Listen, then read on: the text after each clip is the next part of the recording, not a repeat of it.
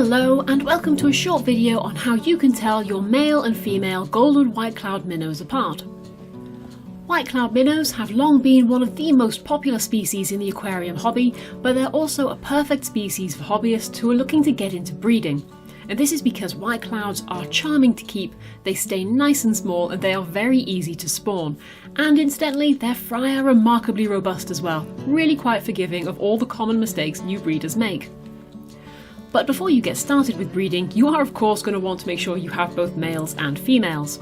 And just to point out, if you have just bought yourself a new shoal and your fish are still very young, then you might need to wait a while before you attempt to sex them. White-cloud minnows reach maturity at the age of about 6 months, and prior to this they are very challenging to tell apart, because they're still in a juvenile form and they're not showing their adult distinctions yet.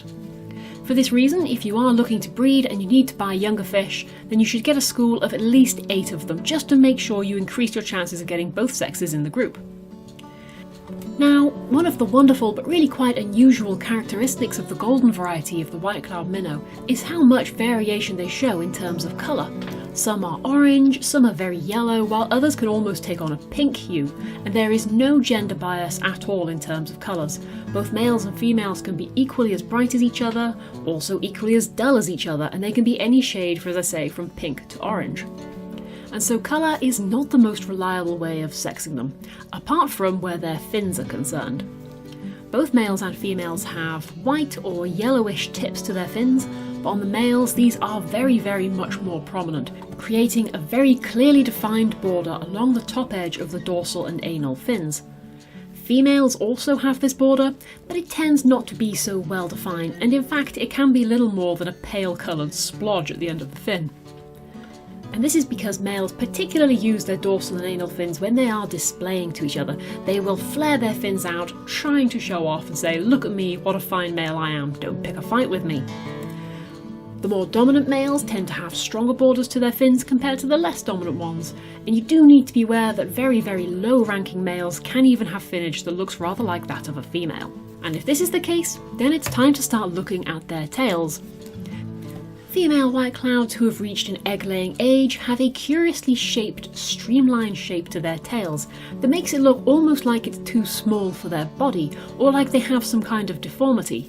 They don't, this is perfectly natural for them, but compared to the males they do just look rather thin and weak somehow, and this is accentuated even further by their rather plump belly.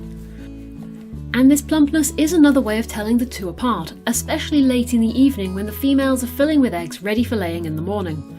The males will look nice and sleek and powerful, while the females will have a very distinctly round abdomen to them. In terms of their behaviour, both males and females are very much alike. White-cloud minnows are a soft, gentle species that likes to serenely explore around their tank looking for tasty morsels of food. In the morning, just after they've been fed, you will sometimes see the males chasing the females a little bit, seeing if any of them are getting ready to lay, or the males will be flaring at each other where they swim alongside each other and basically try to make themselves look as big as they possibly can. But these squabbles are very much just for display. White-clouds aren't violent in any way, they don't do each other any damage, and they usually only last for a minute or two while the females are looking for somewhere to lay. Then everything goes back to being nice and peaceful again for the rest of the day.